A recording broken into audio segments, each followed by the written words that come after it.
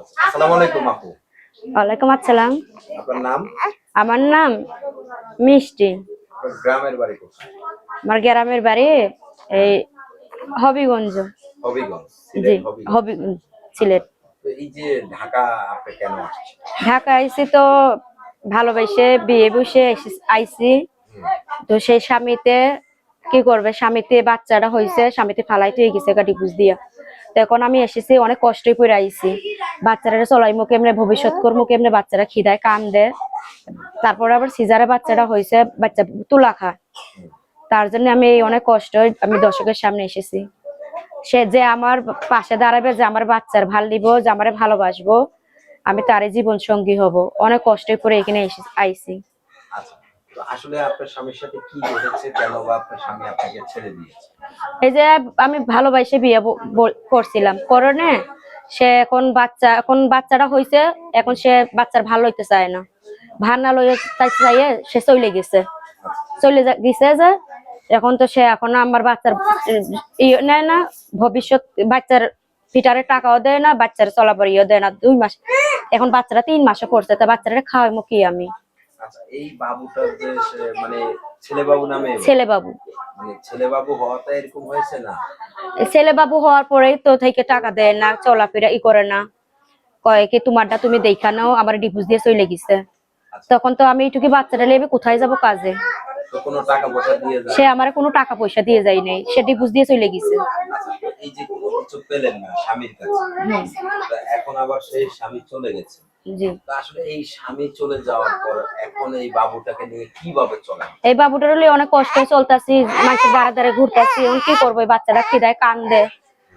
এখন আমি চাই যে যে আমার পাশে দাঁড়াই বসে, জোয়ান হোক কি বুড়া হোক, ওইটা আমি চাই না। যে আমার বাচ্চার ভালো হইতে পারবো, যে আমার পাশে দাঁড়াইতে পারবো, আমি তারই জীবন সঙ্গী হবো। আচ্ছা, তো যে আপনার বাবুর ভার নেবে, আপনার আপনি তার জীবন সঙ্গী হবেন, তার বয়স কেমন হতে হবে? আপনার বয়স কত? সে সে জোয়ান হোক আর বুড়া হোক, আমি ওইটা কোনো বয়সে ধরি না। সে খালি আমার ভালোবাসতে পারলে, আমার বাচ্চার ভালো হইতে পারলে, আমার বাচ্চার পিটারের টাকা দিতে পারলে, চলাফেরা করতে পারলে, আমি তারই জীবন সঙ্গী হব। সে জোয়ান বুড়া দিয়ে আমি কোনো দরকার নেই। আচ্ছা, জোয়ান বুড়ার দরকার নেই, যে আপনার বাবুটার দায়িত্ব নেবে, সে ভালো হলেই হবে। জি, দর্শক আপনারা দেখতে পাচ্ছেন আসলে বাবুটা খিদায় কান্না করছে। তাকে যে মুখে খাবার দেবে সেই ব্যবস্থা নেই, তার স্বামী চলে গেছে। তো আপনার সাথে যোগাযোগের কোনো ব্যবস্থা আছে?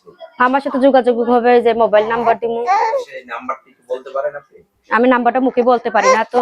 আচ্ছা, দর্শক আমরা এই আপুদের নাম্বার বলে দিচ্ছি। আপনারা যারা আছেন ক্যামেরার দিকে তাকান। এই আপুদের পাশে একটু আপনারা সকলে আপুরা যেন তার বাবুটাকে নিয়ে সুন্দরভাবে মানে তার জীবন জীবিকা চালাতে পারে।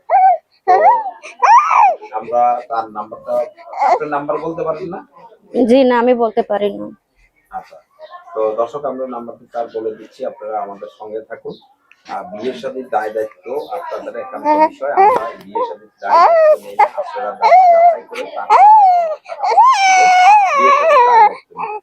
তো আমরা নাম্বারটা বলছি 0138946557।